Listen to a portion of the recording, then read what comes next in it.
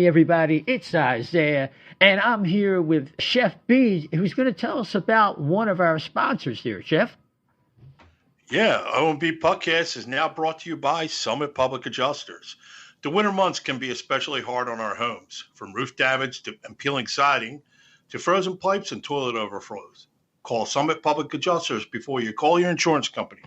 Dealing with your insurance company can be stressful and confusing. Let Summit Public Adjusters take the stress out of the claim process by having our guys work for you.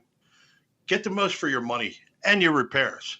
The next time the big snow or the rain leaves you with some home damage, contact us for a free consultation. Summit Public Adjusters are licensed in Pennsylvania and New Jersey.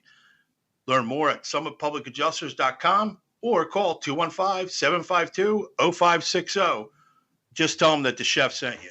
Yeah, what was that number again, Chef? 215-752-0560. That's terrific. All right, we're going to carry on with the rest of our show. And we are back. And welcome to the O&B Puckcast, episode 109. And, of course, you heard from myself, Isaiah, and Chef. So let's go over to the great Dan Silver. What's going on, guys? How we doing tonight? Tonight the Flyers aren't playing, so I'm actually doing okay. When they're playing, even when they win, it's draining. Last night's game was fun, though. It was 80s hockey, man. Yeah, running gun. It was the perfect commercial for anybody that's looking in CBD products, because you're going to need it after watching the Flyers. Yeah. It could be worse. We could be Buffalo Sabres fans. I mean, I'm just seeing on my Twitter timeline that, Taylor Hall just took a slap shot flush to the face when he was lying in front of the net. So that's no good. Boy, what that is more of a mess than the Flyers were in 2006. Oh, it's crazy. When they had the big changeover. But anyway, okay, so we're going to have Jason Myrtetus on. Don't worry. We're going to have pros on tonight. Yeah, he'll be with us in just about 20 minutes or so to go through some things with this team, maybe the overarching view of where we're at here. As the Flyers are in 4th place in the East Division, or 5th place, right behind the Boston Bruins. Both have played 26 games, and the Flyers are 1 point out. And the Bruins, obviously, even if the Bruins lost, I think they'd have, and the Flyers got a point, I think the Flyers will have a tiebreaker there. But yeah, regulation only wins. The Flyers actually have more, but we'll see. We'll get closer to the end of the road here. We got 4 weeks to the trade deadline. And the Flyers are technically out of a playoff spot, and the Islanders have just taken off and been the team that everybody thought they were. Dan, why don't you give us a little mini state of the week of the Flyers, where they beat Buffalo, were beaten twice at home by the Caps, and yesterday in a thrilling overtime victory defeated the New York Rangers. Yeah, it's funny. Last week I was kind of advocating for kind of going all in, make trades, maybe even trade a really good prospect like an Egor Zamula. Now, I'm not so sure. And, my problem is that I look at the NHL standings, and we're more than halfway through the season, basically. I guess we're almost halfway through the season. Almost, yeah. 56 game season. So the Islanders are more than halfway through. The Caps and Penguins are halfway through, and the Flyers and Bruins are a little less than halfway through. But the Flyers have 31 points now. Okay, Isles have 42 points. They're probably not going to catch them. The Caps have 40 points. Probably not going to catch them. The Penguins have 37 points and are playing really well right now. And they have Crosby and Malkin. I'm going to hazard a guess to say probably not going to catch them. So now, for the Flyers to make the playoffs, you're talking about they're basically going mano a mano against the Boston Bruins, who, yeah, they've been struggling. They've been struggling to score goals big time. They've only got 71 goals this season. But obviously they have the Flyers number. Now, I guess that's a good thing because I don't think we play them that much more this season. But it's hard for me to sit here and with the way that the Flyers are playing, say that I have any confidence that they're going to end up with a better record this season than the Bruins.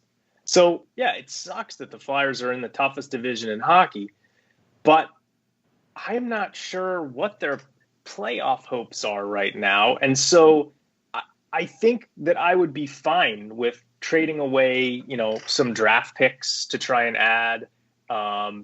But I don't know if I still think that we should trade a bunch of prospects away for rentals.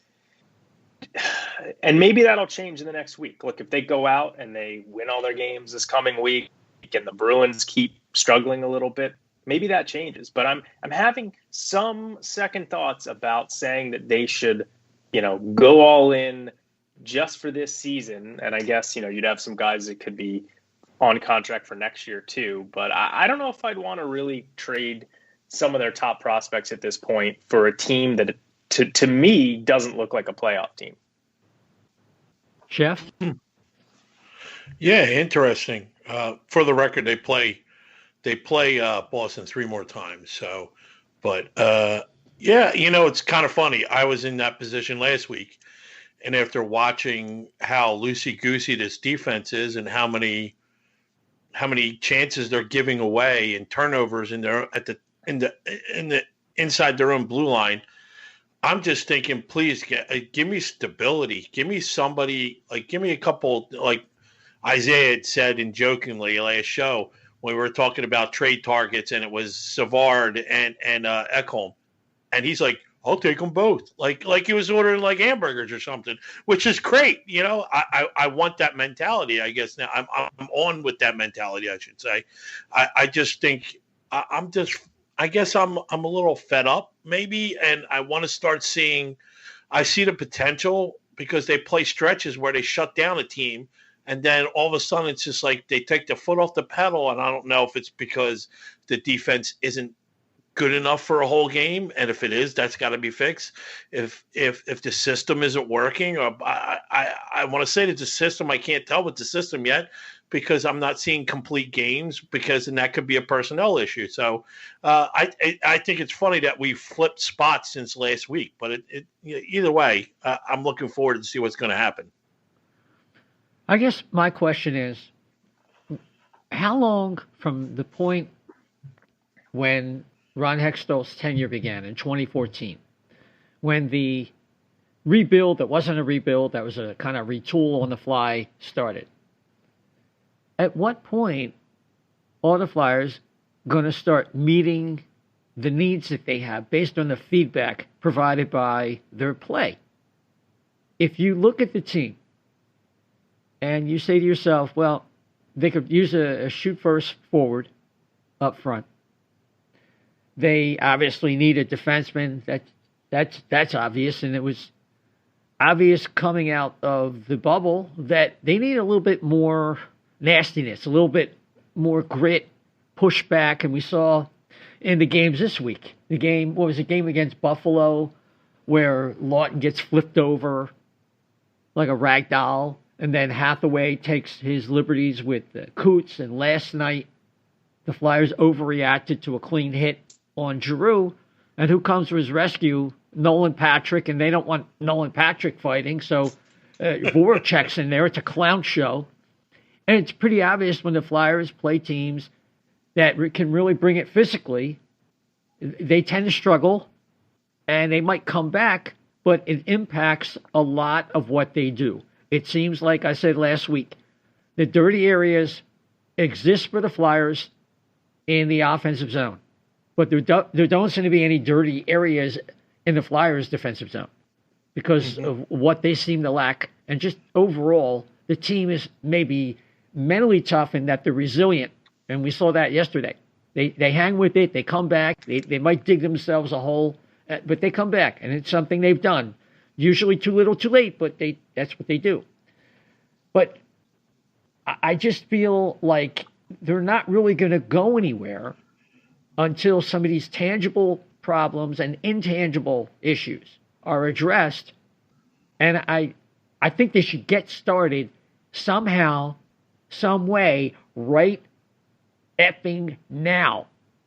if it doesn't make an impact this year, okay, fine, but start building that thing where you address these needs going forward, regardless of what you do this year. And for a GM that was hired because of a bias for action versus the inert Ron Hextall, it's about damn time that we see it for this year. I don't care about the cap.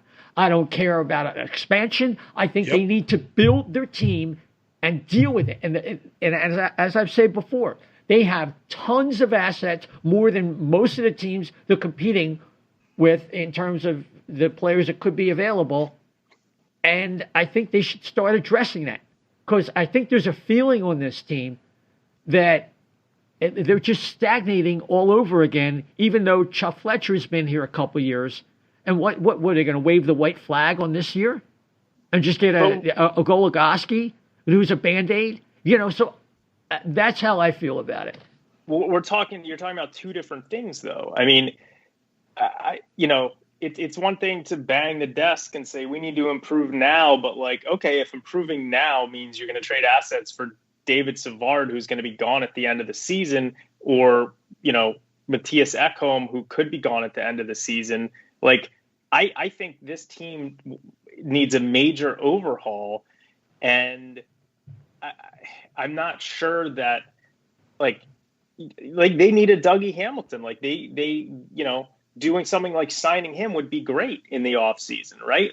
If to me the choices now are between, you got to decide if you think this team is a playoff team, much less a cup team this year, and what you want to do to try and push the envelope this year in terms of rentals versus, I guarantee you that Chuck Fletcher knows that this team needs major improvements, right? And right now, if you read Charlie O'Connor's article, which you did, and you see other stuff out there, the asking price for Matthias Ekholm is sky high right now. So I don't want to give up a guy like Igor Zamula, who could be part of the solution to what you're talking about, these problems, for a rental who, may or may not. Dan, I'm not talking about a rental. In fact, I'm talking the exact opposite. I'm saying, so who do you want to bring in? Well, I think Ekholm is a guy they can bring in. And like I said, if you're so worried about expansion, Ekholm brings a couple qualities they need. Not only does he have the Niskanen-like quality of being able to settle things down on this blue line, but he also adds some jam and gives them some defensive net presence they sorely need. So there's no reason, just like Tampa is going into this season with a couple of the guys that they traded for at the trade deadline. In other words, start doing what you should have done in the offseason. So I don't care. Don't trade for rentals. I really don't. I don't care for a rental. It just doesn't make any sense. I agree with you, but so the question is, if you wait until the offseason, are you going to be able to, get more accomplished for a lower price tag than right now? If they said the asking price for Matthias Ekholm is a first-round pick and Igor Zamula, are you doing that? Probably. And that's crazy to me, because Zamula is the kind of guy who could be a solution at D for a long time to come and a first-round pick. But when? You look at what. But when? Does Matthias Ekholm make this team a cup team this year? That's not it. You're starting to add what you need to do that. That's the point.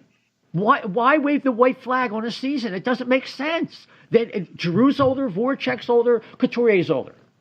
I don't get it. When are we going to start doing this?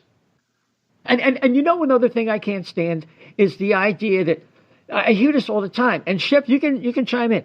How many times have you heard where the fans or the pundits say, that's a trade, or that's the kind of thing that would be best left to the offseason? Then the offseason comes in and they're like, well, they have some options. If they really needed help, they could always go in season and make a trade. And nothing gets done year after year after year, with the exception of last year. A trade is there. Look, what Dan is saying is logical. Don't get me wrong. It just doesn't happen. I get what you're saying. I understand what Dan's saying. I think statistically and analytically that yes, okay, the Flyers fans have seen it drag for the last 7 years. I think more so than anything that they want to see something done. They don't want to wait to the off season or a promise of an off season or whatever. I think in my position, the way I feel right now is I want to see something done. I want to see moves being made. And like you said, the hell with the off season, the hell with expansion draft. I don't want to hear about expansion draft. There, you got a 1 in like 20 pick of one of your guys come out the road. You got to gamble. You got to gamble at this point. If you really think that Seattle's going to take that one guy you really need, then you go and you make a deal or you protect them or whatever. But I'm guessing that that 1 in 5 shot that they're going to take your guy is not it. I just want to see action. I'm tired of inaction. I'm tired of broken promises. I want to know Chuck Fletcher right now. I want to know he means it. Okay. I want to know that he understands that you can't sit on your ass like the last guy did. Yeah, there's nothing wrong with getting started in adding some players that will be with you next year and doing it now. And if it doesn't result in a playoff spot, I'm not going to let the playoffs guide what I need to do overall. I just want to start seeing this team get put together, stop getting pushed around, stop being so easy to play against in the defensive zone, whether it's physically, positionally, what have you. Dan? Yeah, I mean, too, and also, we a lot of people blasted Homer when he was a GM about some of the stupid trades he made or stupid moves he did, but you got to understand, he made moves. He did. He worked a lot. He made a lot of moves, and whether they were good or bad, he did something. It seems like the last 4 years it's been inaction or inconsequential moves. So I want to see something that's got some meat on it, got some balls to it, and show me something. Yeah, but okay, Chuck, what I'm saying is that Chuck Fletcher, you're saying, show me some balls, show me there's been no moves. He literally 2 off seasons ago traded a draft pick for the negotiating rights for Kevin Hayes. No one does it anymore. Then he signed Hayes right away. He immediately traded for Niskanen and Braun right away. Like, he strikes me as the guy who gets done things that he has to get done. I don't think anyone could foresee that Matt Niskanen was going to retire, and that put them in a terrible spot. I'm not sure exactly what they should have done in the offseason. I think they were hoping that Phil Myers was going to take a big step forward this year. He didn't. So that's where we are right now. But don't tell me that like Chuck Fletcher isn't out there trying to see anything that's available, because he has shown that he will be aggressive when he needs to. Right. Trust me, he's watching this team and he's seeing all the same things that we are. And the fact that he hasn't made a move yet speaks to what all of the reporters on Twitter are saying, that for Matthias Ekholm, the asking price is sky high right now. And I don't want to see him completely overpay and mortgage the future for one guy who I'm not sure is going to make a difference of this team getting into the playoffs or winning the cup. Like, I'm confident that Chuck Fletcher is going to be trying to get something done. He's shown that in the past. Well, yeah, and I acknowledged, except for, last year. But I also think that if a player is going to be with us, it's no time like the present to start getting about the business of taking care of that. I think we're going to leave it right there because we have Jason Myrtetus about to join us. And we will be right back with Jason. And we are back with Jason Myrtetus of the Flyers Daily Podcast, Flyers broadcast team, and, of course, 97.5. Jason, how you doing, man? Doing good, boys. Enjoying, kind of enjoying hockey season, I guess. It's been an arduous one. It's like they win and people go bananas and complain, and they lose. People go bananas and they complain. And so I don't know what's worse. I guess it's worse to lose and people go nuts than to win and people go nuts. Yeah, we just kind of wrapped up a segment here where we kind of disagreed about what the best course of action going forward is. This is a team. Okay, hold on. Don't tell me anything more. Don't tell me whose opinion was what. Is there like a tie? Can I break the tie? Yeah, I guess there was kind of a tie. Yeah. Okay. I think I was outnumbered. What are the two sides? What are the two options? Well, the one option is. You can give your option, and then I'll go through my option. Okay. That's fair. My feeling is, the way I draw this up is, since 2014, the Flyers have been kind of retooling on the fly. So you already fucked up. You told me that's your opinion. Well, no, he told you that by telling you I was going to tell you mine. Okay, go ahead. I'm sorry. Yeah, well, some guy, he said no. But the feeling on one side, I'll put it that way, is that the Flyers have been at this thing, this retool, rebuild, whatever you want to call it, on the fly since 2014. And it got to the point where Hextall just was so inert in terms of changing the present roster. Fletcher gets brought in, does what he does last year. You see the improvement. And this year, we know what's happened with Niskanen and some of the other problems with the team. And to me and some of the other people on the panel, it seems as if the Flyers should just not even worry so much about the playoffs. If there's an opportunity to make a hockey trade to improve this team, just make the trade. Don't throw away assets for some Band-Aid where everybody knows it's Yaroslav Modry 2.0 or whatever. Start building the team. Start maybe adding a player who can avoid that silly scene yesterday where Nolan Patrick is standing up for someone and they don't want Nolan throwing a punch, so Jake comes in. A little grit, a little toughness with a guy who can play, not just some guy who's stapled to the bench for except for 5 minutes. And start getting some players we can move forward with instead of just saying, hey, it's not going to work out. We don't have the cap space. We'll just get Goligoski and hope and pray. And basically, to me, that would seem like a white flag. And then, Dan, you can present the other side. Okay, so that's Isaiah's side. Okay. Yeah. So I'm not entirely sure that it's completely opposite of what Isaiah is saying. My thoughts right now are that I look at the standings, and I don't think that the Flyers are going to be able to catch the Islanders, the Penguins, or the Caps. And so it looks to me like we're probably in a race with the Bruins for the final playoff spot with about half the season left. I'm not completely optimistic of our chances of catching them. I would love them to start improving the team in ways that will be meaningful from a long-term perspective. What I'm not willing to do, which Isaiah said he would do, is I'm not willing to do something like trade a first-round pick and Egor Zamula right now for Matthias Ekholm straight up.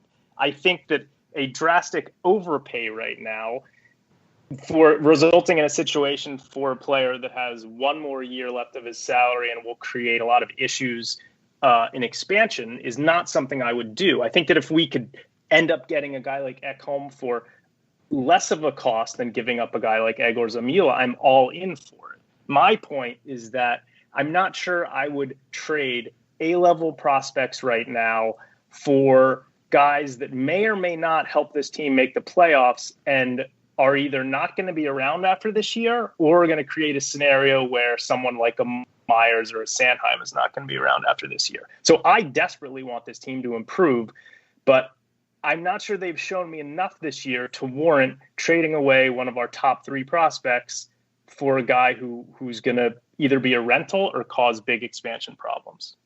Okay. All right. I think I kind of fall somewhere in between the two because I think there's a couple leaps in there that I don't necessarily agree with. I don't know that it's going to cost you a one in Zamula to get Matthias Ekholm, first and foremost. And I like Ekholm, Dan. Like, he's a fit, but he's not a perfect fit, right? He's a fit. If he was the perfect fit, I'd feel more comfortable, but he's not the perfect fit. And why is he not the perfect fit? Well, he's not a right shot. And he is a guy that's not on an expiring deal. And you do put that risk forward of whatever you give up for him could be for naught if that one player coming to your team doesn't make you a absolute 100% legit cup contender, right? So Like, I agree with you from that standpoint. I just don't know. I don't know the price of Myrtetus at home. I know David Poyle's an aggressive GM, and he wants to, put lighter fluid on a couple of embers that are still burning there in Nashville and accelerate a rebuild. But I think a first-round pick is absolutely a part of the equation. I just don't know that a prospect to the level of Zamula is as well.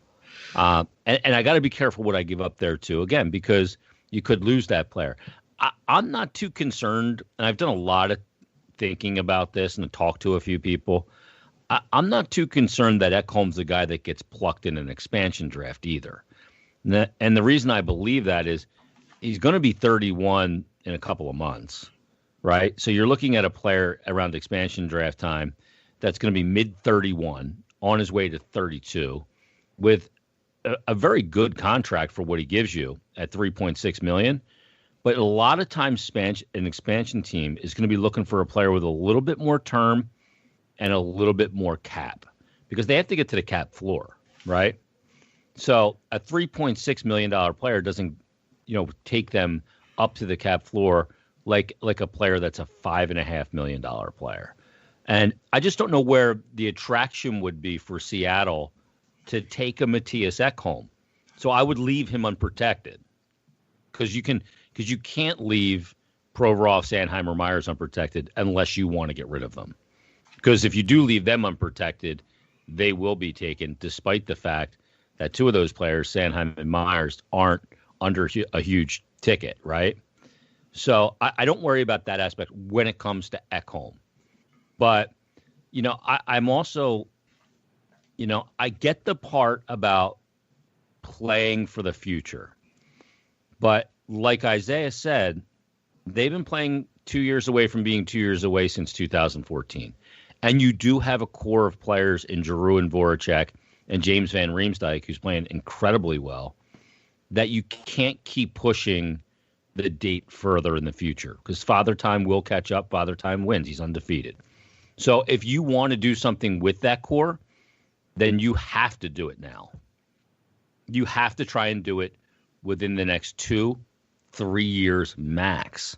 So, and that's their best position, I believe, to push all in, all while being still mindful of the future and not giving up guys like Konechny, not Nolan Patrick or Sanheim or Myers or any of those guys. You can accomplish that and make that deal still while trying to push some of your organizational equity into the middle of the table now, risk losing it if you don't win anything with Ekholm, and still take a run at it. And look, I was heavily criticized on social media because people are saying, well, you think one player is going to fix this team?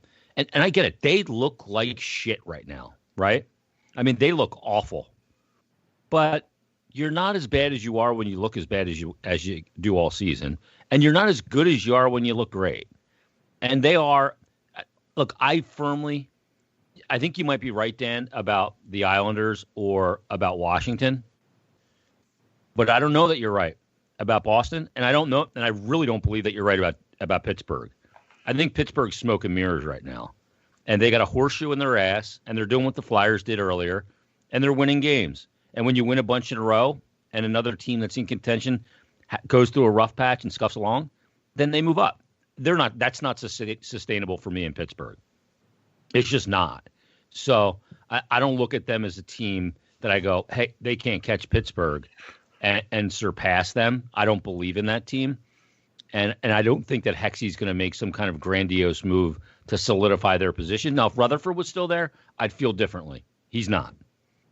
So, I look at it right now and go, yeah, they're on the outside looking in. Yeah, they have games in hand, and they only matter if they win. But I think one addition to this team, provided it's the right player, changes everything for them defensively as a unit, like Niskanen did, where he slots them properly. And they're not slotted properly right now. This rotation of partners on the top pair, it doesn't work. Defense is like offensive line in football. There's two elements to it. One, you want consistency and chemistry, because you cannot think in that position. You have to be instinctual. And then number two, the less they say your name as a defensive defenseman, the better you're doing. And I think that they need that They need a guy that can play alongside Provorov, solidify the top pair, put Sanheim and Myers in a position for success as a second pair, and then whatever your third pair there is, whether that's Braun and Haig, Braun and Gostisbehere, and using him as a power play specialist, I'm fine with. Yeah. That's the thing. I don't want them to just make a trade to make the playoffs. No, just add to what you have, and if it works out, fine. If not, you can have a piece going forward and deal with the expansion, maybe with some assets. So you don't want Goligoski, right? No, I think it's a bad idea. I don't either. No. I think that would be silly.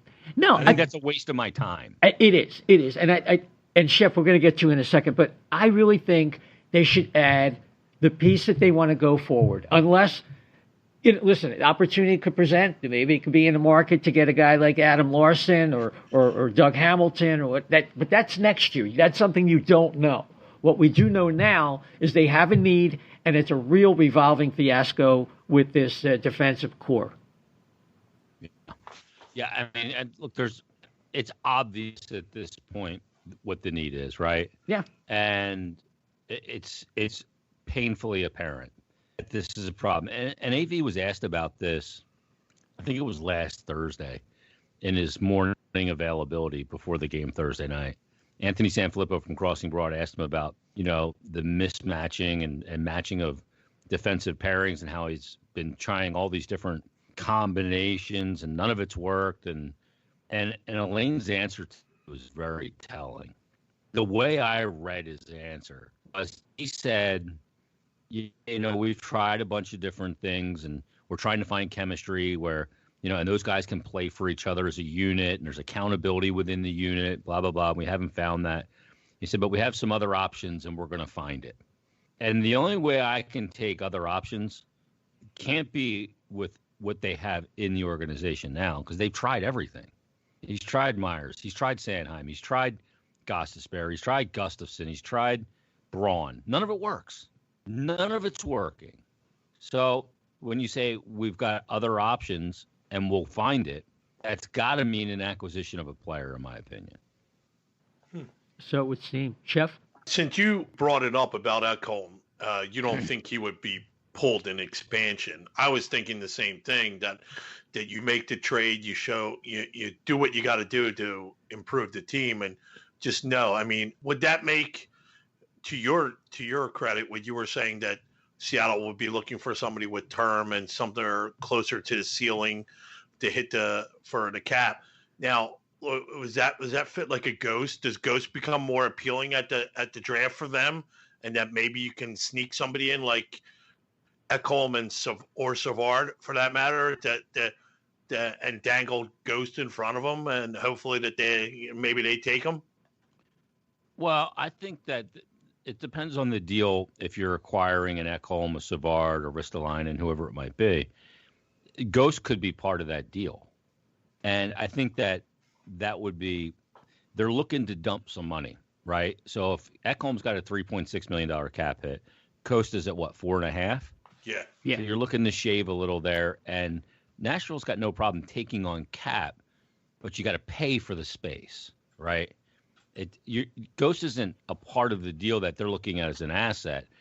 They're taking on Ghost so you can get a first round pick and a mid-level prospect, or a second round pick along with it, a conditional second, right? Mm-hmm. So I think Ghost could be part of a deal that they do like that. But I don't think that he's an attractive player for a Ron Francis team. I really don't. I have to consider who the general manager is. And I don't think that he's the type of guy that Ron Francis would want. The type of guy that Ron Francis is going to... James Van Riemsdyk is a guy that he would want because he scores goals and he's got a pretty big name, and he'll help put, a little buzz into the organization, even though they'll have buzz just because of being there. But the other guy is Scott Lawton. That's a guy that, like Danny, Scott Lawton's a Ron Francis kind of guy, isn't he? Yeah. I mean, that's a Ron Francis kind of player. And, I don't know who the coach is going to be, but coaches love players like Scott Lawton, who can play in your top six on the wing or center. But if you have him in your bottom six as a wing or center, you're probably a pretty good team. Yeah. So that's the kind of player that I think that they would be really interested. I hate to lose him because I think he's a great guy in the room. I think he's a really good player and serves so many roles. I mean, you look at his 5-on-5 numbers per 82; they're great. So, that guy doesn't sniff the power play and still puts up pretty good numbers, right? Yeah. So that's a guy that I think that they would be a lot more interested in. Now, could the Flyers? He's going to be a UFA. Could the Flyers kind of like wink and a nod? He's not really anybody's property at that point, or would he still have to be protected? How does that work? They wouldn't have to protect him, but they would basically, it would be almost like a sign and trade, from what I understand, right, Dan? Yeah, I don't know exactly how it works. Obviously, if they don't protect him, Seattle could take him, but then he could still sign back with anyone he wants. I don't think there's any advantage to an expansion team taking UFAs. I don't know. Other than they get first kick at the can. Right. Yeah, like we did with Hayes. Yeah. So, I mean, that could be. I think that's a player that somehow, some way that could happen. I mean, I think JVR is a real possibility. I think they'll expose Voracek. I think he's a possibility. Yep. I'd love for them to get rid of Voracek. Not get rid of him for nothing, but mitigate the damage, right? Yeah, exactly. Right. So on the defensive side of things, you've just went through basically every defenseman on the team and said, okay, it doesn't work with Ivan Provorov from what we've seen so far this year. Yeah. Ekholm, as you pointed out, is a left-handed defenseman. Some left-handed defensemen, like Travis Sanheim, are comfortable playing on the right side. Ekholm's not one of them, from what I've heard. He hasn't done a lot of it. So has done a lot of it, but he wasn't great. That's why he's a fit, but not a perfect fit, right? Well, right. So that's kind of what I'm saying is that if you want to take the offensive line analogy, like maybe Ekholm doesn't. Maybe he's not the guy that you want to give up so much for, and I don't know if it's a perfect fit. So Charlie, there was a column, I don't know if it was The Athletic, that Charlie piggybacked on. Someone brought up John Klingberg's name as a guy that was Scott Burnside. Yeah, Scott Burnside.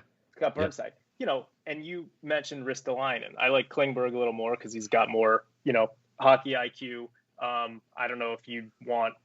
I don't know how that Ristolainen pairing would look, but like outside of Ekholm, who are the guys that if they were going to go after someone you would want? Because it doesn't sound like obviously Goligoski or Savard are guys that you'd be all that excited about playing on that first pair. So if it's not Ekholm, who do you think it might be?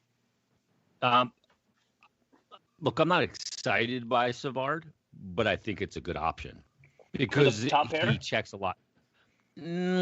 That's the only thing. Yeah, it's right? a push.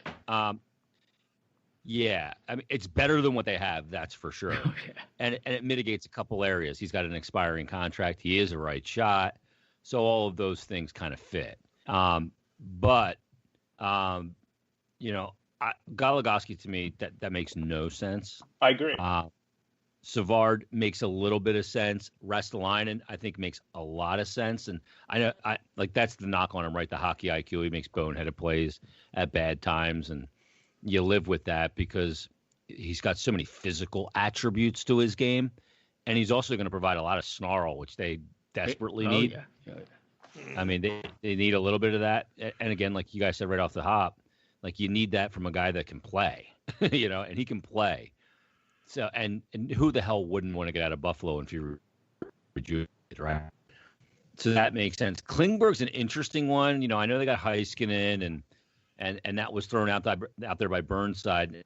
I don't think Scott throws things out there willy-nilly. He's obviously heard something. You don't just mention Klingberg for no reason with a team that went to a cup final and is scuffling right now. He's not an old player. Klingberg's what? He's 28? 28, yeah. I think he's 28. Mm-hmm. Pretty sure. Yeah. I 28. I was 2 years left on his contract. I mean, I was talking about this on the air yesterday for Flyers Weekly on the radio show. And I remember talking to Drew. It might have been like 2016. And it was actually in the locker room. We were doing a AAA event together. So we were just in there getting our gear on. And I asked him, I just said, who's the guy you hate playing against, like a defenseman? Is it Doughty? Is it this guy? He doesn't see Doughty much. He doesn't see Klingberg much. who are the guys, Pietrangelo, that you really hate playing against? And he went right away, John Klingberg. I was like, really? Why? Wow. And he said he's just a nightmare to play against because his feet are so good. You can't just kind of shake him at any point. He's got a great stick. And you know how Claude is. He's got to seize the ice, likes to make seam passes, is creative. And Klingberg, good pass. He said, I just hate playing against him. He's like, I have not been able to, like, there's certain players you play against, and eventually you can crack the code on them. Like at first you're like, damn, this guy's a pain in the ass. I can't do it. And then eventually you go, okay, here's how I set him up to be able to. So when Klingberg's names popped up by Scott Burnside, I went back and I remembered that. And I've been meaning to text Claude about it and just kind of ask him. I don't know if he'll give me anything on it because he's not going to comment on a player on another team, at least not on the record. But he was a guy that I know that he had a ton of respect for as a defender. So, I mean, look, he's a younger guy. He could be part of your future to if you're going to make a trade and, have a guy. I firmly believe that you have to have a couple of seasoned veteran defensemen mixed in a unit with a bunch of young guys. I really do. I know it's a young man's game. I believe that's more the case up front than it is on the blue line. And while Niskanen, that's the odd thing, guys, about Niskanen, right? He wasn't Drew Doughty. He wasn't Alex Pietrangelo. He wasn't Charlie McAvoy. But he just fit perfectly, and he had the cachet as a leader because he won a cup and was a part of some of those teams that, in Pittsburgh and in Washington. He had so much cachet that he calmed the whole unit down.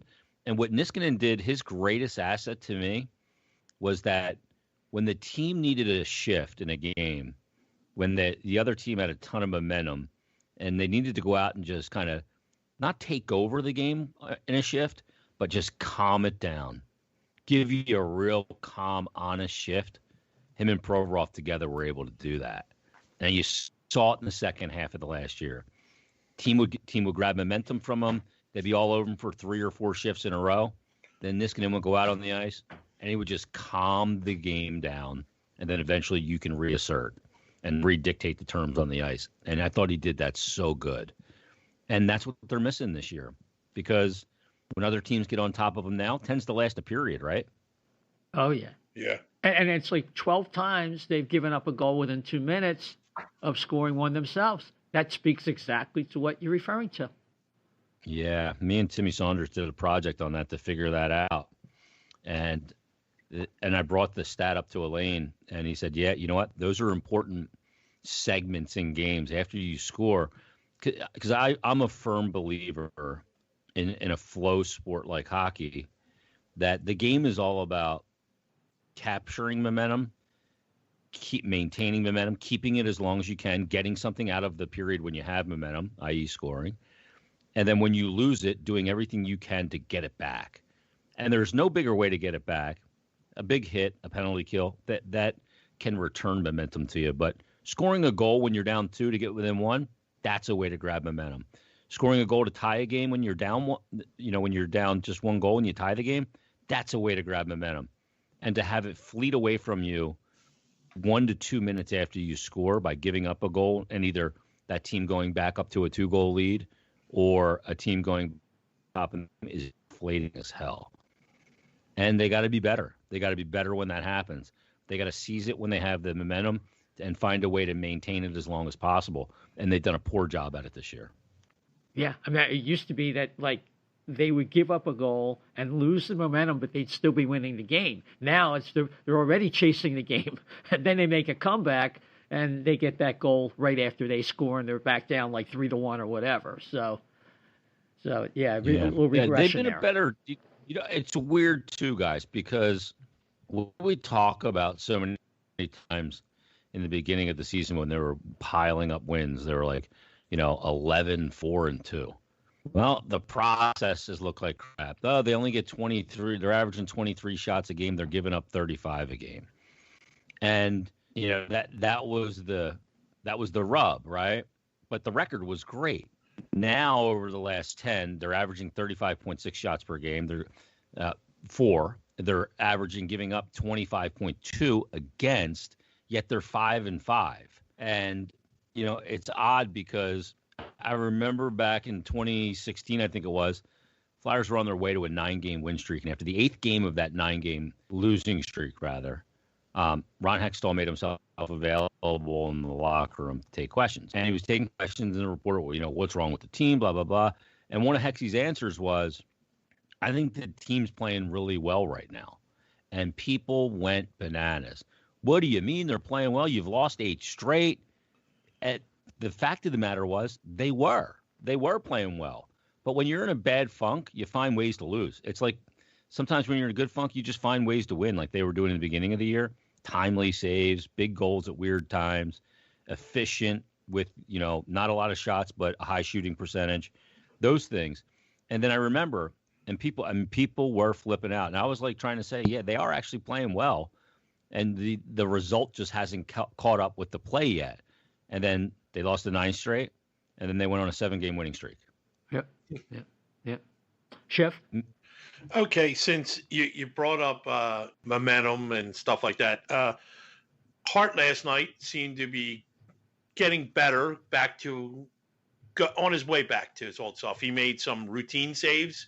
He makes some really good saves and game-challenging saves, let's just say.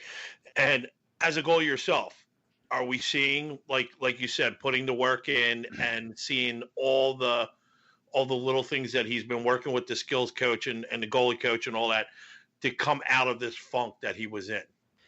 Yeah, I mean, the result last night was so important. No matter how he played, the result had to be there, and thank goodness it was, and they came away with that win. And you look at the save percentage; it wasn't great. When they had 26 shots or 28 shots, he gives up 4 goals. But I didn't look at any of those goals and say, "Ooh," I didn't cringe at any of them.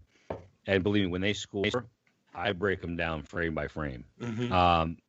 So, the first goal, a dot-to-dot one-time bomb by one of the great players in the league in Panarin. Yeah. The second one set up by Panarin after a defensive lapse, that 2-on-1. The 2-on-1 from the Ranger standpoint offensively was played perfectly. It was defended imperfectly, that's for sure, because there was no ability to knock that pass down. It was an indecisive play by the defenseman where you got to make a decision. Either give the goalie the shooter and live with it, or take away the pass, or just take away the time of the shooter. Neither of those things happened, and it was a perfectly executed 2-on-1, and you got no chance on that pass. And then the third one, like, I don't know what Ghost is thinking. I don't know if he didn't get the scouting report on Gauthier, but he's got wheels, and the gap was just horrific, and he got walked. And then he goes in and beats Hart high blocker. Okay. Now, the fourth one was the one where, I got a text from like 3 people right away. High glove again. But, I mean, that's a bang play coming down from around the goal line. So that's a tough play and a real good from a high danger spot. So I didn't mind any of the goals. What I saw from him, though, was I saw really crisp movement, really aggressive and explosive, which before this kind of little break that he had for that week, I thought his movements looked a little milky, like a little, like not too explosive. And when Elaine said he needed him to be more aggressive and competitive, I think that's what he was talking about, was, battling to get to the spot. His philosophy in goaltending as a technical, efficient goaltender is there's like a 3-point plan that a goalie that plays with his style plays with. Number one, it's always about reading the play. But the first element for any save selection or save progression that he goes through is beat the pass. So if the pass comes across, get over, get to the spot, get square. Second element of that is to be in a position, chin down on the puck, chest up, hands out, ready to take away whatever they think they have. And then the third part is competing for the rebound. And he's really good at those elements when he's playing well. I thought he was good in those areas last night. I thought he was under control, despite the fact that his movements were very explosive, and his integrations on his posts were pinpoint accurate. So I think all that is a really good sign. If all of that would have happened and they would have lost in kind of a, as Doc Emmer called it, a fire wagon style hockey game, it may not have resonated with him, but they got the win. So I think that's a huge help to his confidence. Yeah, definitely. And especially what you're talking about him with the post, that was a problem he was having. He definitely looked better. He was playing a little, in the beginning of the year, what we hear about him, Danny, what did he say? He said, I'm experimented this offseason with taking a little more ice, right? And when a goalie says I'm taking a little more ice, what does that mean? It means he wants to come out a little further than he did prior to make himself a little bigger, to show less net. Further you move out, bigger you get in the eyes of the shooter, and really what matters is the eyes of the puck. And so that's what he wanted to do. But when you take more ice on lateral plays, you have more real estate to cover. It never looked like Henrik Lundqvist was ever moving very far, did it? It was just a turn and he was there. Because his ass was on the goal line. But when you watch Marc-Andre Fleury or Jonathan Quick, it seems like they travel a mile to go across the ice and are explosive enough, and they've made a career doing it that way. But Carter's got to play somewhere in the ABCs of depth. He's got to play a base depth, which is at the most heels on the crease for anything outside to the top of the circles and out. And anything inside that range, he wants his toes just inside that crease line. And I think he was taking a little too much ice. And then I think it messed him up a little bit because he got touched up backdoor a bunch against Boston. And then now he's leaning a little backdoor. As soon as he did that, left an inch short side. They ripped him up short side. So that's the difference in the environment. And plus the structure defensively wasn't great for him. So when that happens, you start to compensate. And when you compensate in the NHL, look at Martin Jones. That's what you get. You get a guy that can't play anymore. Yeah, very good example. Can't play anymore. Oh boy, yeah, he just that team fell fucked off a him cliff. up so bad. Yeah, I mean they messed him up so bad that I don't know how he can ever get it back as long as he's there. And who's going to touch him now, even if they don't? He's in his own head too. Well, I mean, all of his fundamentals have gone out the window because he's overcompensating for a team that has no structure defensively.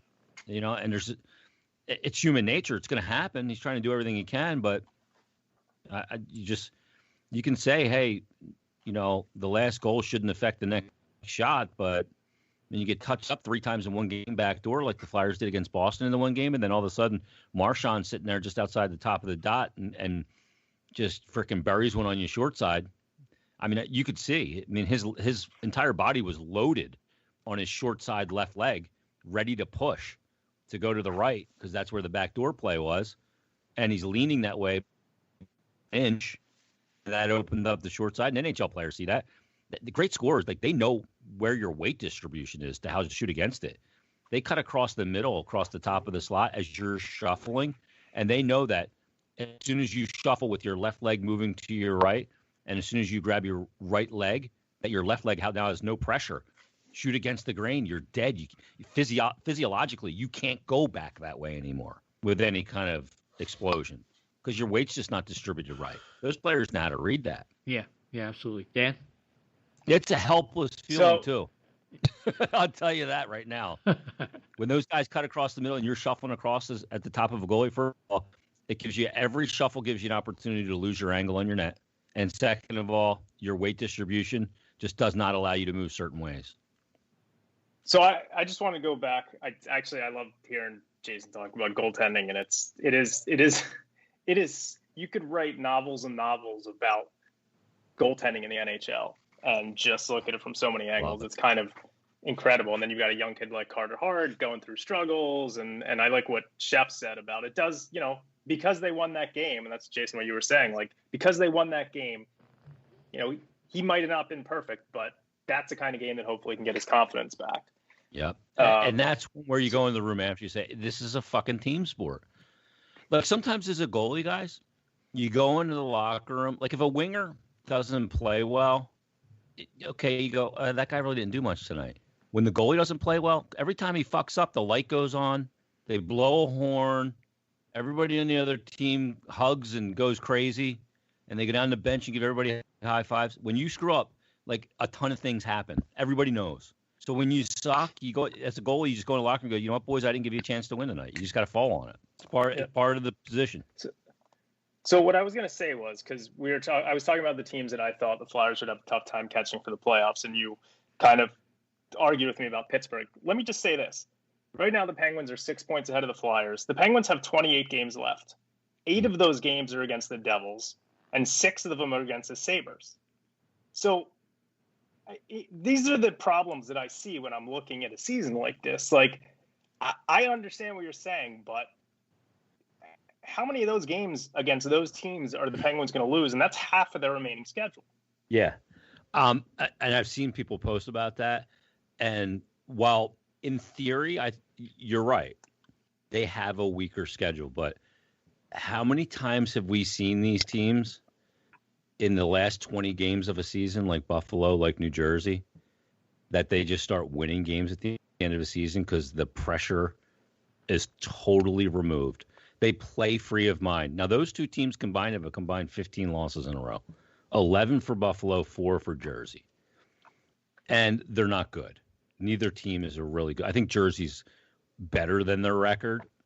And look what both of those teams, too. What derailed their season? Insane cases of COVID. And I don't think you can minimize it. I think it's part of the equation.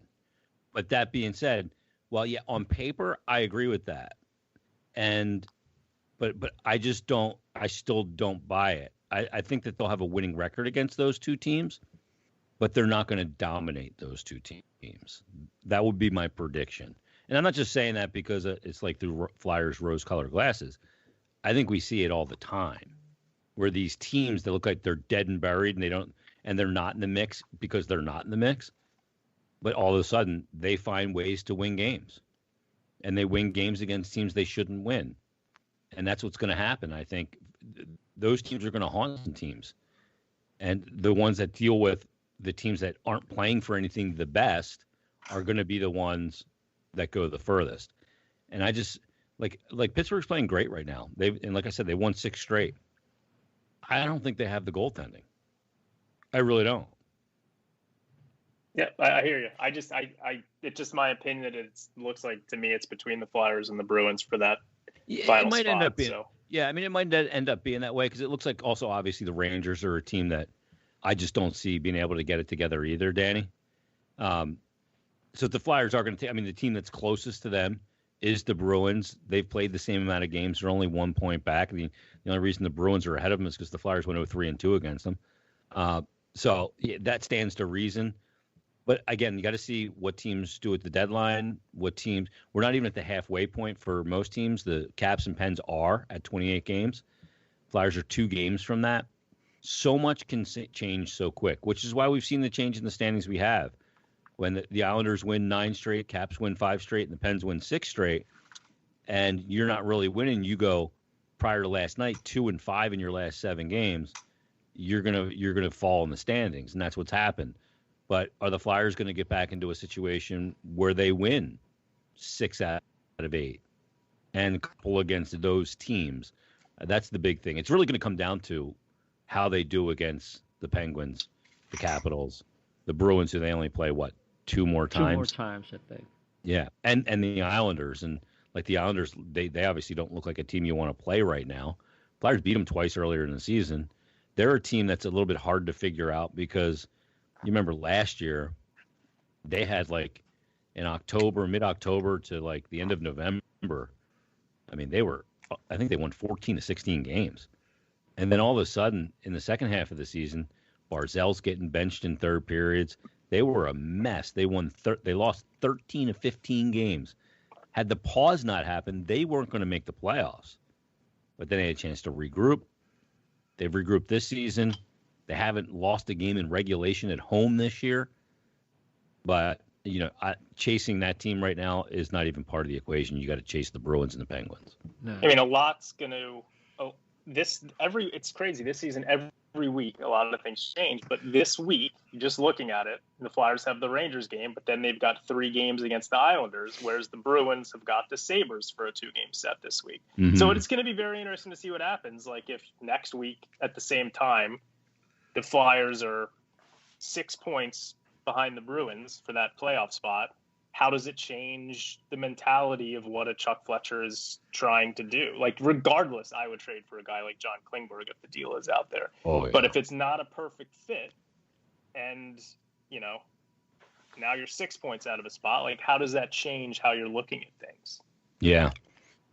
Yeah, and you really get it is a crazy math equation because you're only playing teams in your division. You're playing for the same real estate, those top 4 spots. So, yeah, look, when we all saw this division laid out, we knew it wasn't going to be easy. And I do think like a team like the Rangers will go on some kind of run and put themselves into the equation. I think ultimately they'll fall short, but I think that they'll put themselves into the mix with a real good run of play. Well, they do play the Bruins 3 more times, and one it's a back-to-back, the 5th and the 6th of April, and then the 10th. So when they do play the Bruins, it's going to be tough. Yeah, it could really be consequential right at that point. Mm-hmm. But I still... And you guys know this, like, it's not who you play sometimes, it's when you play them. Yeah, Oh, exactly. Yeah, I mean, if the team's on a run, if the Islanders are on a run right now, it's not a team we want to play. We don't match up very well against them. That kind of brings me to my other question I had. I think the Flyers are lacking some snarl here, and it's been going on for a while. And they could use maybe a player up front and a player in back that can answer some of those challenges for these situations that arose. It's just not in the nature of Flyers fans. I've been following them for 51 years. To watch a team get ragdolled like that. Yeah, it's almost like, okay, we want to move on from the narrative of the Broad Street Bullies, and they overcompensated, right? Oh yeah.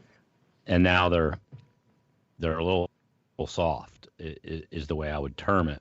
They first and foremost, if you're going to do something of significance, it's got to be a top 4 D-man at a minimum, right? Right.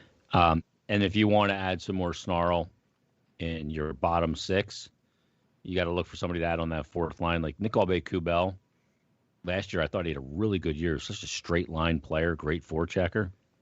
He's made too many mistakes this year. He just has not found his game. He's critical mistakes too, right? Yeah. Last night especially. I mean, the other game too, the other Washington game, he gets that puck up at the blue line, the offensive blue line, and just hands a grenade to Sanheim, then it goes the other way for a breakaway. Like, you got to chip that puck deep. Like, you don't play games just inside the blue line. And I think his decision-making's been off, and he just hasn't found his game. So if you're going to look for a spot, you look for that kind of guy as a 4th-line winger. Who's available, we don't know yet. Yeah.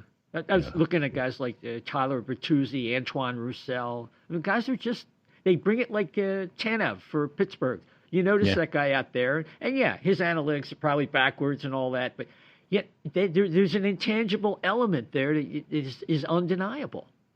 Yeah. And, look, I don't give a shit about the analytics. Like, it's nice if a guy's got good underlying analytics, but it's not going to make my decision on the construction of a hockey team. Because you're right. Like, analytics doesn't measure heart, determination, and those elements of a game that are so important in tight hockey games. It just doesn't measure. You can have all the analytic darlings you want. It doesn't mean they're a winning hockey team. So even Lawson Krause from Arizona is having a lousy year, but he scored in double digits a couple times, and he's got some size. And you don't truck that guy. He's like 6'3", 220 or something. And he's not the greatest hockey IQ, but he's a viable player. But I'm not looking for him to play wing on my top line either, too, right? Right. And I'm looking for a guy that's going to provide, that can play a little bit, give you some elements, and also, be a little bit of a policeman out there that guys aren't taking little play, getting pushed around all the time. Isaiah, you mentioned the guy that I don't think is just a 3rd or 4th round guy, but Tyler Bertuzzi is a player who I would love to see the Flyers get. I mean, he's a 20-goal scorer. He's very physical, but the way you I mean, he's a guy you'd have to give up a lot to get. I'm just, again, pie in the sky. Like, if we were able to get a Klingberg, I would have no problem then trying to, since you're going to have a expansion draft problem, I wouldn't have a big issue trying to, even moving like a Sanheim for a Tyler Bertuzzi or something, but that's a guy, you mentioned him. I'd love to have Tyler Bertuzzi on this team. I think he would be a great addition. Yeah. Philly fans would love him too, wouldn't they? Yeah. Oh, yeah. Yeah. They'd love a guy like that. Arrives in ill They'd humor. forget about who you gave up real quick if you came in and brought that element here. Yeah, there's no doubt. I mean, there just has to be something. It's a little sterile. And they're nice guys. Don't you? I mean, you talk to these guys. They're probably the greatest guys you could want to know. But that element's got to be there, and you can't advance. You can in be the a nice playoffs. guy. That's great. But when you put on the helmet, you got to be a bastard. I have A pain in the ass to play I have a against, question. right? I have a question for Jason, because he has a perspective we don't, because he talks to the players a lot more than we do. Fans all year complaining about stuff like, all right, Scott Lawton gets pile drived into the ice, no one does anything. Sean Couturier's head gets slammed into the ice, no one does anything. There have probably been a couple other things, before those two plays that happened. And then, of course, we saw them stick up for Giroux.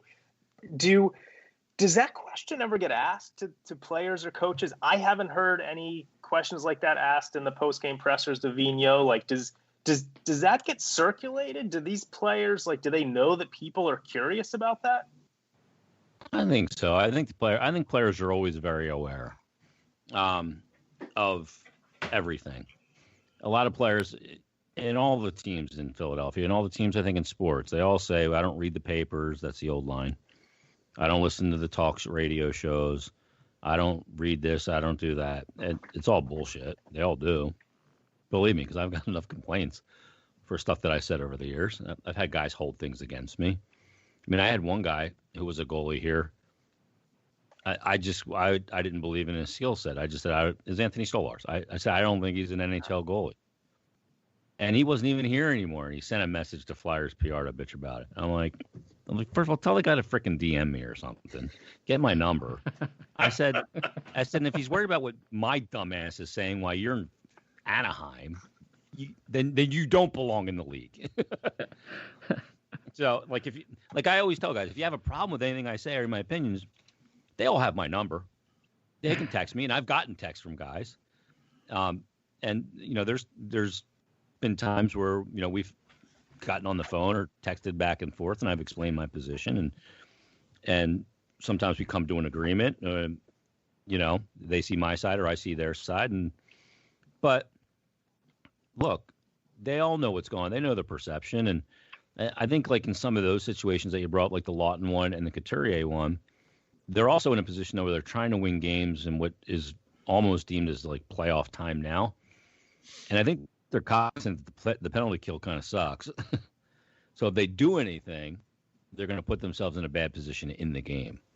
So you got to pick your spots. But when you look at guys like Tom Wilson and guys that run around a bit, there's something to be said. Those teams, they just lost to the Caps 3 times and didn't have Tom Wilson. When he's running around, you better have an answer for that guy. And they don't. They tried Morin on the wing, which was, in my opinion, a disaster. Yeah. It was unfair to him. Yeah. It was the situation they were in with the COVID situation, but, we shouldn't expect that. That's not going to work.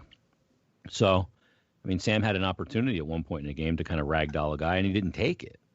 I thought if he would have taken it, it would have been like, okay, this is my role. This is why I'm in the lineup. If somebody's going to take a liberty, I got to go over and make the dude answer for it. If I get an extra minor for instigating a bloodbath of me beating somebody down, nobody's going to fuck with us anymore, right? So, look, when you have a guy that can do that part, every player on the bench, every player on the team grew 2 inches and got 10 pounds of muscle stronger. That's just the way you feel, right? Because you go, oof. Because you know that if the other team's got that guy, they're feeling that way. And they do need an element of that for sure. Yeah, I'm not a big fan of having, like I said earlier, a guy who can only play about 5 minutes. But some of the other people we talked about here can add other elements like PK and other contributions they can make. Yeah, and it's weird because the Fire people, big bodies and thick guys. Like Raffles a big, thick guy, so is Hayes, but they're not hitters. They're not punishing players that way, right? So you got to have one of those guys that's big, thick, and plays that way with a really mean edge. Yeah, yeah. I think we got one more here from Chef. Okay, and I'll just say this. When you said all the players have your number and you go back and forth with them sometimes, you mean everybody but Jake because we're all blocked, right? Is that the in joke with you guys too? Well, I had found out he was blocked. I was doing the radio show. That's when I was still on the air daily. And somebody brought it up, like a caller brought it up about he blocks everybody. And I was like, really? I was like, well, why? And the guy's like, I don't know. I was just attached on something and he blocked me or something. I didn't even say anything. So I looked it up and I was blocked. And I was like, son of a bitch, I'm blocked too. Matter of fact, I'm going to check while we're live to see if I'm not blocked anymore. I got it. So I called him out on it. I had him on the show one day. I said, by the way, dude, I said, what's with the blocking all the people on Twitter? He's like, what do you mean? He's like, there's a bunch of jerk-offs on there. And I said, I'm blocked. He's like, well, what did I block you for? I said, I have no idea. Like, I'm a supporter of yours. Like I said, I don't think you're perfect, but, your production kind of speaks for itself. He's like, all right, I'll unblock you. I don't even know why I blocked you, but I'll unblock you. So he unblocked me, and I'm still unblocked, so that's good. Sometimes he was just blocking people that were part of a string. Like somebody could. He must have someone that goes through for him and blocks people, because I got blocked. I was at a preseason game like 6 years ago, and it was a 2-on-1 in a preseason game, and I thought he should have shot it, and he passed it instead, and I tweeted like, oh, Jake Voracek, maybe should have shot that one instead of passed it. Nothing too bad, and I was blocked after the game. Like, he can't be going through and doing that. Like, because of the joke, he's basically blocked. I think it is Jake, though, because he commented the other day about some dude on the message board. Wow. Oh, my God. He tweeted out on March 5th, deadhead, let's meet face-to-face one day. And that's some dude on one of those message boards. Oh, God, that's hysterical. I said to him. Yeah, he blocked me in between periods of a game. Like, they came out for the pre-skate, and they were practicing that cross-ice pass at the blue line. And they made a joke about it. And when the period started, I went to say something again, like, because he played a good play, and I was blocked. I got blocked in between the pre-skate and the game starting. Well, he's at this point in his career right now to where he just doesn't give a what. He doesn't care about any of it. He cares, obviously, enough to read the stuff and then comment on it, but he's an absolute beauty. I just told him, I said, what are you worried about what these people say? I had an exchange recently with a guy that tired of this shit too, right? And I said, look, I said, I get it too. I don't get it like you. I'm not a professional athlete. But, when you're on the radio every day, people are assholes. And they just want to mess with you. So I just said, and it used to bother me. And look, as humans, negative comments affect your brain way more than positive ones do. So like one negative comment has the same physiological effect on your brain as 15 positive ones. So you'll respond to the negative because just human nature wise, we want people to agree with us, or we're combative by nature, whatever, right? That's part of sports, debating. So you respond to the negativity a lot easier than you respond to positivity. And I just told him, I said, I think it was Jeff Van Gundy who had the line in a broadcast of a Sixers game, but somebody else made it famous. I forget who. And I just reiterated it to the player, and I said, why would you let the criticism of someone bother you who you would never seek their advice on that subject? Like if I'm a high level chef, and some guy calls in, your mashed potatoes blow. They taste like blah, blah, blah. And I go, and I let it bother me. And I'm going, this dude's an accountant. Like, what does he know about good mashed potatoes? You know, why would I let his opinion on my mashed potatoes bother me? But this dude is no food critic. He's got like an amateur palate, you know? And the player said back to me, just said, yeah, that's a really good point. I appreciate you telling me that. So I've been there with the mashed potatoes. Trust me. Yeah. I mean, look, but if somebody's going to criticize you for what you do professionally, and you would never take their advice on the subject matter anyway, then why are you letting their uneducated opinion bother you? Yeah. You know, I never did. I never did. Now the 1 to 15 you don't ratio. get hit like I do, though, brother. Yeah. Oh, well, I've seen you go at it. I've seen you. Hey, when you get hit, it's over the radio. When I was getting hit as a chef in the restaurant, they were like 12 feet away. You want to strangle them. Yeah, but you had the knives. Yeah, that's true. Yeah, a cleaver goes a long way. And I'll respond to some of them because I think it's fun, and to point out the stupidity. But I mean, you should see the ones I don't respond to. Oh yeah. Holy cow! I love it when people are like, Giroux playing tonight, like last night, and then he goes out in the third period and just dominates the third period. It's like, you were saying? Yeah, I mean, I had a couple jokers trolling Carter Hart.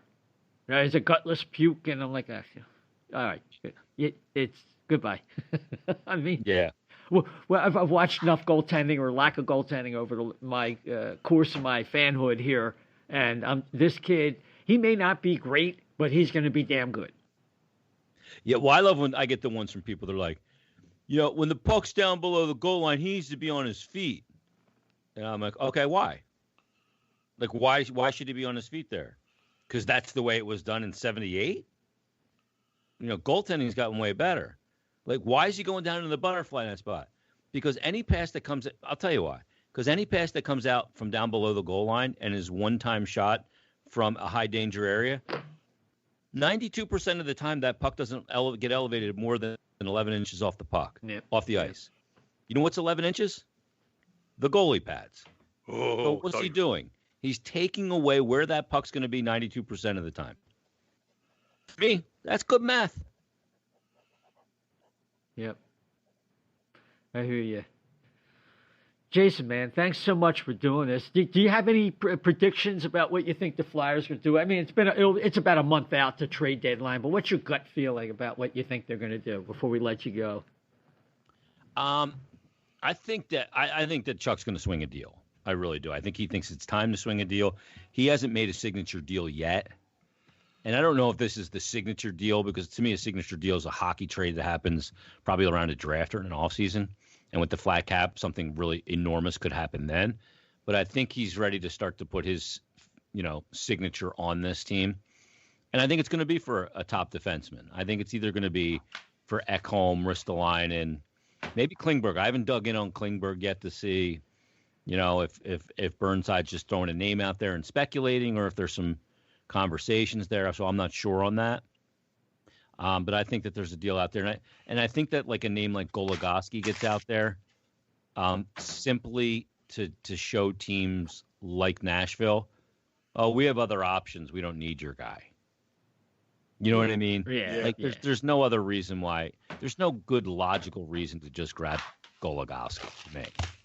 So I think that's the reason why that gets out there. That kind of just, hey, we called them about Goligoski. They literally called Yzerman and said, hey, what about Goligoski? And he said, yeah, we trade him. Okay, thanks. See ya. And then you put it out there. I think Savard's an option, but I think they're going to try and go a little bigger than we all think. And I think, a deal could involve a couple players on the roster as well. Awesome. That would be awesome. Yeah, it'll be awesome if it works. Yeah, if it works. So yeah, where can people catch up to you besides the Flyers Daily podcast? And you're in a couple places, that's for sure.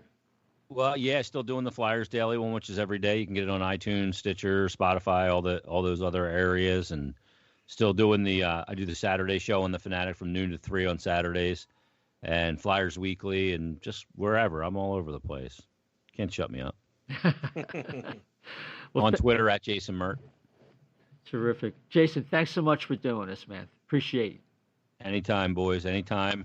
Always Thanks, fun Jace. to talk hockey. And look, for all of our sake, hopefully this team can, use that game against the Rangers and have a really good week. Like, it's all New York this week. I hate New York. I had cousins that grew up in New York, and they were Islander fans. And, when I was 8 years old in 1980 and they won their first of 4 cups, it was like relentless. Yeah. And I always hated every team from New York. So hopefully this week that, get 2 against the Rangers, and then you'll 2 on the road against the Islanders, and then back home against the Isles, and hopefully it's a good week. We'll be crossing our fingers, holding our breath, waiting, saying our prayers, and taking our vitamins. Going all Hulk Hogan, hoping so we can change this thing around, and Chuck can kick into gear and add a good piece here going forward. No doubt about it. All right, you take care, man. All right, see you, boys. All right, Thanks. Catch you later. Well, gents, that's quite a conversation. I think we're going to leave the censors at home tonight. We're just going to let it flow free. We've done that a show or two. Mm-hmm. So, but before I go, I know, Dan, this is going to upset you a little bit, but we have to let people know that the O&B Puckcast is not only sponsored by Summit Adjusters, and make sure you call them with your needs if you have any home damage. And also, it is sponsored by Jim's Steaks, Jim South Street, 400 South Street in Philadelphia, 4 decades of Philly cheesesteaks and hoagies in the grandest tradition. They've got to be on your bucket list, with or without, doesn't matter. Hey, if you live in the area, don't worry if you can't make it over. They work with DoorDash, and the delicious food will be delivered right to your door. So, don't forget, you got that itch, you got to have a cheesesteak. Jim South Street, right at 400 South Street in Philadelphia. And gents, let's give some final statements before we call it a night. Dan? I ate before the show because I knew you'd be talking about the cheesesteak, so I'm not quite as hungry as I normally am when you mention that. This week's every week's pivotal, but like I said, you've got the Bruins have got 2 games against the Sabres. The Flyers have got 3 games against the Islanders. Let's see where we stand next week. And I do agree with Jason that Chuck is going to make a move for a very good defenseman. I'm very interested to see what it is. Yeah, absolutely. And where can people find you on Twitter? They can find me on Twitter at dsilver88. You can argue with me there. And take a look there. All right, thank you, sir. Chef? Yeah, I also think there's going to be. I think it's going to be interesting. I think there could be more than one deal, and multiple players. I think it's going to be a shakeup, a little bit of a shakeup, not a huge one, but be a couple of things, and I'm looking forward to it. So, and you can find me at Chef to Left B on Twitter. Fantastic. And, of course, I'm Isaiah, at Isaiah, ISAIAH, _520. Isaiah, don't forget the _ 520. And, of course, follow the O&B Puckcast, at O&B Puck, at O&B Puck. We have a Facebook page. We're on YouTube. Hit follow and subscribe if you would. And hit that notification bell, because every time we have a new podcast, you'll be notified. And if you're more of a podcast platform person, of course, we're on all the ones that Jason mentioned, Apple, SoundCloud, Stitcher, TuneIn, Deezer, Radio Public, just so many. And if you could pick that platform, if it is Apple, if you could give us a 5-star rating, write a review. We're going to try to monitor those and read those on the air if they're good. Maybe if they're bad even, we might even go there too. So, but it really helps if you subscribe, because it moves us up the charts for people who are looking for Philadelphia Flyers-oriented podcasts. And, of course, as always, it's free. And the Flyers play tomorrow night, the Rangers. Then next night, right away, they play at the Island. And then they're at the Island again on Saturday. And then Monday, Tuesday, they play the Islanders and the Devils at home. We might have a show right after that. We're not sure, but we'll get back to you. I think that's it for tonight. So, everybody, take care.